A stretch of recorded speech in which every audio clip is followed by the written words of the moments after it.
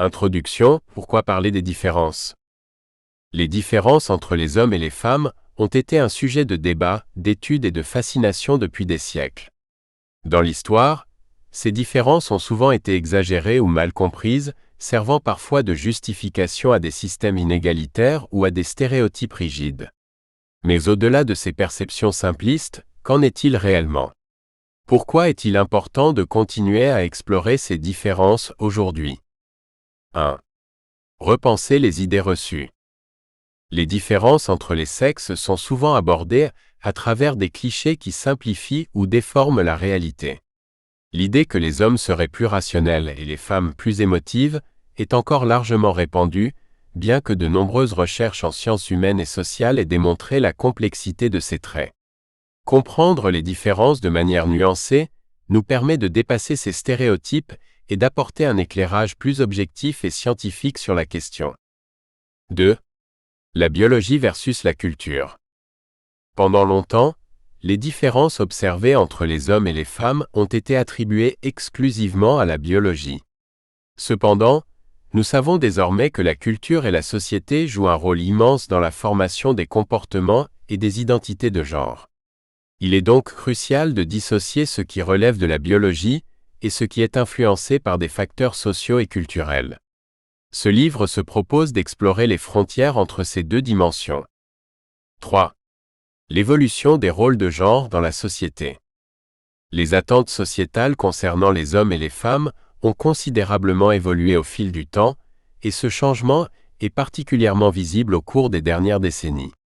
Avec l'émergence des mouvements féministes et des nouvelles masculinités, il devient essentiel de comprendre comment ces dynamiques influencent les relations entre les sexes et leur rôle dans différents aspects de la vie, travail, famille, leadership, etc. 4. Éviter les généralisations. Les hommes et les femmes ne sont pas des groupes homogènes. Il existe une immense diversité à l'intérieur de chaque sexe, et les facteurs comme la culture, la classe sociale, l'orientation sexuelle et bien d'autres influencent l'expérience des individus. Un des objectifs majeurs de ce livre est de montrer que, bien que certaines différences existent, il est essentiel d'éviter les généralisations et d'adopter une perspective qui valorise la diversité individuelle. 5. Une compréhension pour une meilleure égalité. Enfin, il est important de comprendre les différences entre les sexes non pas pour accentuer les divisions, mais pour promouvoir l'égalité. Reconnaître les spécificités, tout en défendant des droits et des opportunités égaux pour tous, est un enjeu crucial de notre époque. Ce livre vise à offrir une vision équilibrée, éclairée par les sciences, pour contribuer à la construction d'une société plus juste et plus inclusive.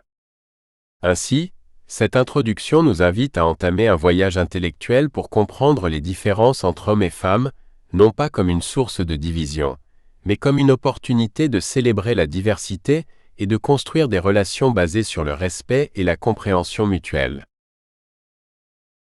Chapitre 1. Les différences biologiques.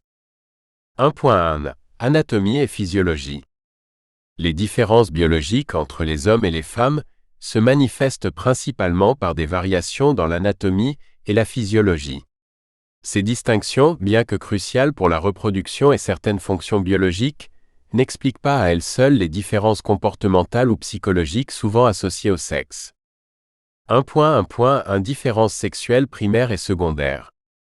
Les différences sexuelles primaires et secondaires sont les bases fondamentales